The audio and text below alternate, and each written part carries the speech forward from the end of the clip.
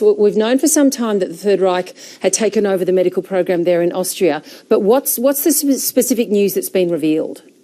The specific news here is that even though after the war, Hans Asperger denounced the Reich's racial hygiene agenda and the euthanasia program, that he referred at least 2 children to almost certain death at a killing center named Spiegelgrund, which was run by a former colleague of his. So this is actual evidence that Asperger's signature condemned at least a couple of children to death. And also there's evidence that he sat on a committee that decided whether children would live or die.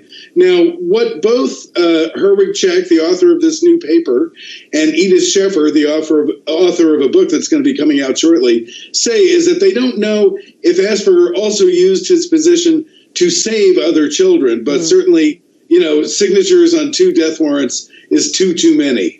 So he's been regarded as something of the Oscar Schindler, if you like, of Aspies and of autistics, given what he did and said about autistic children. So this completely ends that chapter. Is his name now Mud? Well, his name may be Mud, but it actually does not completely end that chapter. And this is a very, very important point. Before 1938, when the Germans marched into Austria, Asperger was collaborating with 2 Jewish researchers named George Frankl and Annie Weiss, and they helped him develop the very compassionate and broad-minded vision of autism that a British cognitive psychiatrist named Lorna Wing later used to develop the concept of the autism spectrum and Asperger syndrome. And there's nothing that Asperger did that can take away from the contributions of his colleagues, one of whom hid a Jewish boy in his own apartment through the war.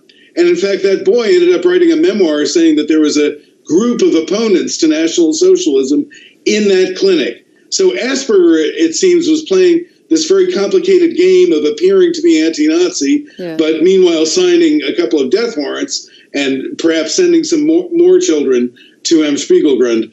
But the vision of autism that came out of that clinic, which we now call the autism spectrum, that's definitely not mud. In fact, it turned out to be true.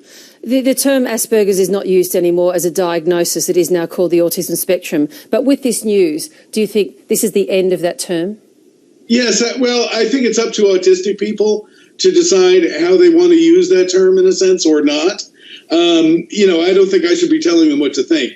But certainly, the Asperger syndrome term is already out of the Bible of Psychiatry in America, the so-called DSM. And I think this will probably hasten its removal from the International Classification of Diseases, which is still used in Europe.